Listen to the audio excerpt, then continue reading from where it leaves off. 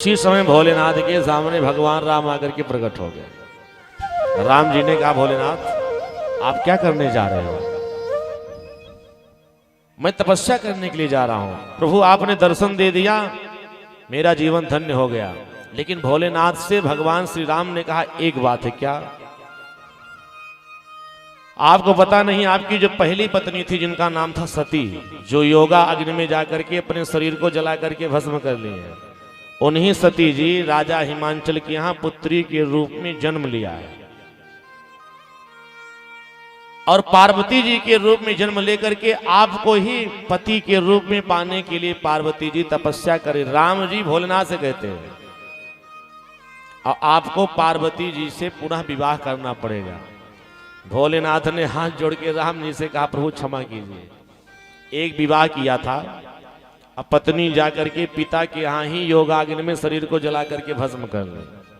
ये तो भगवान की ही कृपा थी कि पत्नी जाकर के पिता के यहाँ योगाग्नि में शरीर को जला के भस्म किया।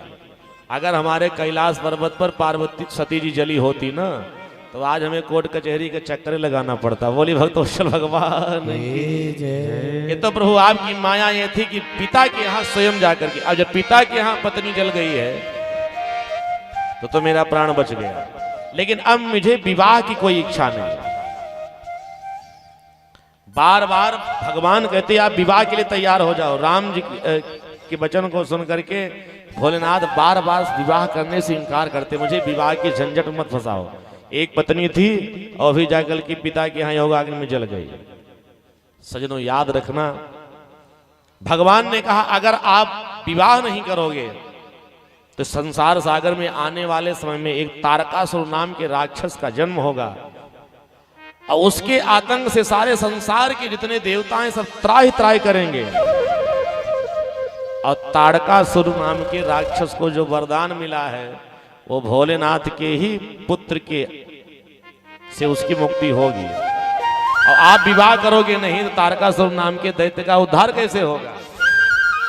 इसलिए हे शिव जी याद रखो, मेरी इच्छा है कि आप विवाह के लिए तैयार हो जाओ। भगवान ने जब कहा विवाह के लिए तैयार हो जाओ तो भोलेनाथ ने कहा चलो ठीक है, जब आप चाहते हो मैं विवाह कर लूं तो मैं तैयार हो रहा हूं विवाह करने को।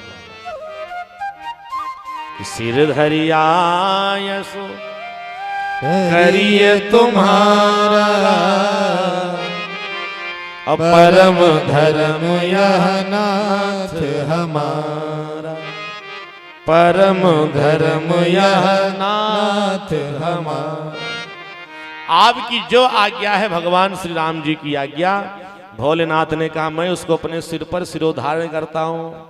भगवान राम मुस्कुराए, भोलेनाथ से कहा शिव जी सुनो, मेरी आज्ञा आप अपने सर पर मत धारण करो। क्यों? इसलिए मत धारण करो कि आपके सर पर गंगा जी का बेग है और कहीं मेरी आज्ञा आपने सिर पर धारण कर लिया और मेरे नाम का जप करने के लिए समाधि में चले गए तो मेरी आज्ञा जो आपने सिर पर सिरोधार्य करोगे, हो सकता है गंगा जी बहा के लेके चली जाएं और आप मेरी आज्ञा का पालन करना भूल जाओ। इसलिए निवेदन यह है कि मेरी आज्ञा आपने सर पर मत धरिए।